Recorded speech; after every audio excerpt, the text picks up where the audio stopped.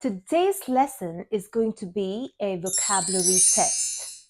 I'm going to test you on vocabulary across 5 different categories, and at the end of the video, I'm going to show you a score chart.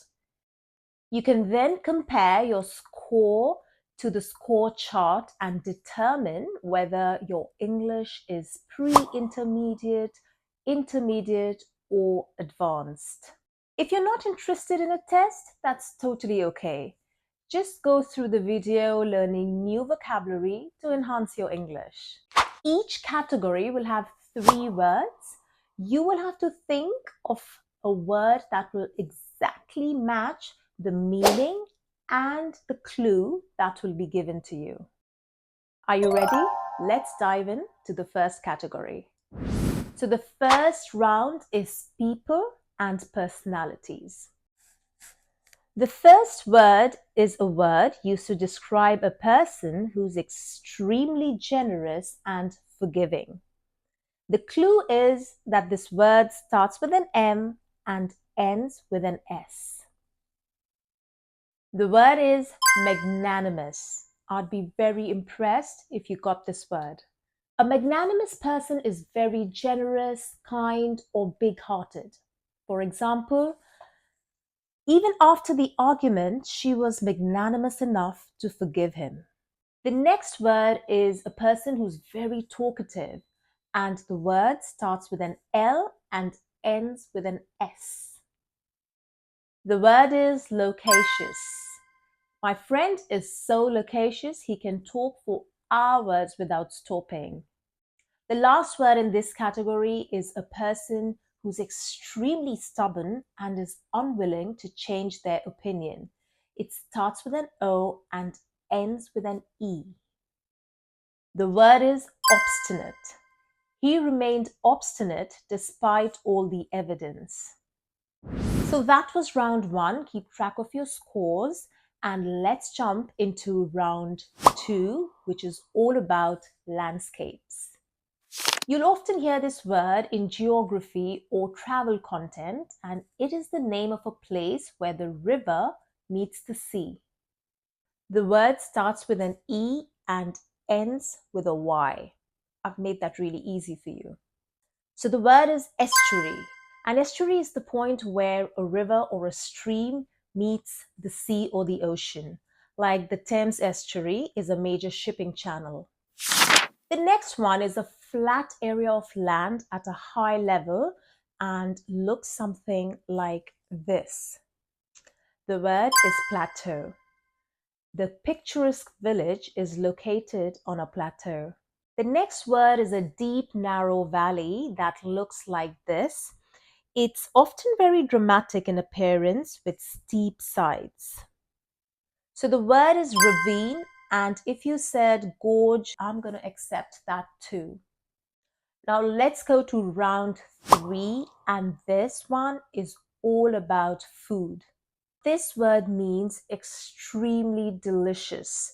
It's an adjective used to describe very tasty, very delicious food. It starts with a D and ends with an E. The word is delectable. The shop next to my house sells delectable desserts. Now, this word might be difficult to guess, but that's all right. I'd like to believe that you'll be learning something new. And if you get it right, I'll be seriously impressed. This word means pleasantly spicy or sharp in taste, not too strong, just enough to excite your taste buds. It starts with a P and ends with a T. The word is piquant. The chef prepared a piquant sauce using fresh herbs, capers, and a hint of lemon. Now, the last word in this category describes food that has turned stale or that smells or tastes unpleasant. It starts with an R and ends with a D. The word is rancid. The butter had been left out too long and gone rancid. Now we're in round 4, and this round is going to be all about animals. Are you ready? Let's dive in. Now, this word is used for animals that are active only at night. It starts with an N. The word is nocturnal. Nocturnal animals like raccoons, bats, owls, and foxes are primarily active at night, and that is when they feed and socialize, often resting and sleeping during the day. So the next word means blending into surroundings so that you're hard to see, and many animals are very good at doing that. The word is camouflage.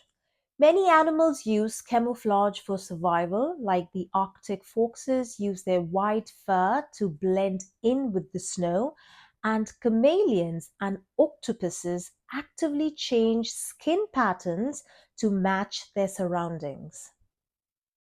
Now, the last word in the animal category is used for an animal that kills and consumes other animals. It starts with a P. The word is predator. Now, we've got many predators in the wild, like lions, tigers, cheetahs, leopards, wolves, crocodiles. All of these animals kill other animals and consume them or eat them in order to stay alive. Now we're on the final round, and the final category is books and language. Now, this is not going to be an easy round, but this is where advanced learners shine. So let's dive into it. The first word is a figure of speech which is used to compare two things without using like or as. It starts with an M and ends with an R. The word is metaphor. Metaphors are used to make descriptions more vivid or to add emotional depth to language. An example would be time is a thief. Other examples of metaphors would be her voice is music, he's a shining star, life is a roller coaster, and Shakespeare's famous quote, all the world's a stage. The next word is used for the main character or the lead role in a story. The word starts with a P and ends with a T. The word is protagonist. The protagonist is the main character or the lead in the story. They're also called the central figure or the hero in a story. For example, Harry Potter is the protagonist in all the Harry Potter stories. Now we've reached the last word in the test, and this one is a story, poem, or picture that reveals a hidden meaning, usually a social, political, or moral lesson. It starts with an A and ends with a Y. It's a tough one, and it's okay if you don't get it. The word is allegory. An allegory acts like an extended metaphor where the storyline represents a deeper idea. For example, George Orwell's Animal Farm. Although the story is set in a farm where animals are protesting against human beings, its deeper meaning reflects on politics and power suppressing common citizens. Another common example would be the famous tortoise and the hare story, where the real reflection or moral lies on the understanding that effort always trumps speed. So this is the moment of truth. Tell me, what is your score? You can find out your level with this score chart over here. Now, don't be dismayed with your score. You have already raised your level by learning all these new words.